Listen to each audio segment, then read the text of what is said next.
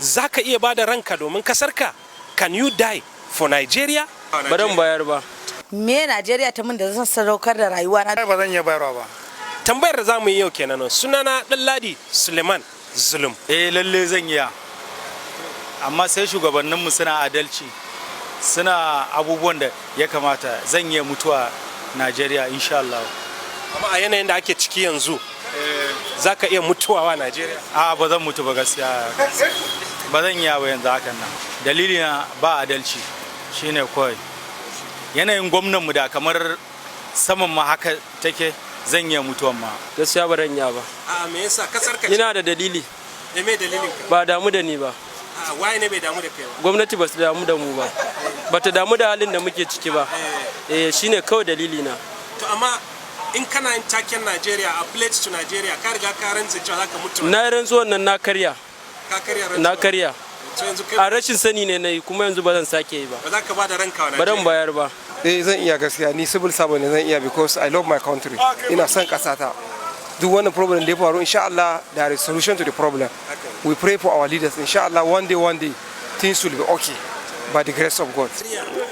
Gaskiya kan ba zan mutu a zama Najeriya. Ba za ki mutu a Najeriya. To wahala. Gaskiya wahala ya ishe mu. Kwarai kuwa zan iya ba da raina don kasa na ta Kina kaunar kasan kenan har za ki iya bada ranki Allah. kwarai kuwa. Wallahi ba zan iya bayarwa ba. Abin da yasa ba zan iya mutu dan Najeriya ba. Ni na kai wajen shekara 40 a Najeriya. Har yanzu ban ga wani abu da a dalilin Najeriya na same shi na kwanciyar hankali da jin daɗi ba. Kawai shi ne yasa ba zan mutu dan ita ba. Me Najeriya ta min da zan sadaukar da rayuwa na? Da akwai adalci. Ana kula da mu talakoki kan fiye da mutuwa ma za mu iya yi. Ai kasar mu ne Najeriya. Kasar mu ne na gado da iyayenmu da kakanninmu ko ake cewa da kakanninmu. Inda da adalci kan fiye da wannan ma za mu iya yi. Amma ba mu ga adalci ba, ba mu ga canji ba. Yunwa yana kashe mu da yaranmu da yan uwanmu da marayunmu. So yanzu ba za ki sadaukar da ranki? Baran ya sadaukar da rayina ba gaskiya. Zan iya mana. Saboda daɗin rayuwar ta nake ji. Gaskiya ba zan iya ba. Saboda abin da yasa ina da reason a kai. Saboda muna shan wahala, duk abubuwan da ake raba a wannan wajen mu sai dai a wuce mu ba a san da mu ba mai taimaka mana. Daga mu har mu ta shan wahala. Kaga nonit mu dora Najeriya gindi. Ko ba gaskiya ba.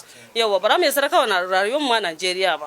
To da mene in aka gyara zai sa ku iya sadaukarwa Najeriya? To a san da mu ko ba haka ba. Mu ma a san mu talaka ne muna cikin wahala da mu da 'ya'yanmu gaba daya.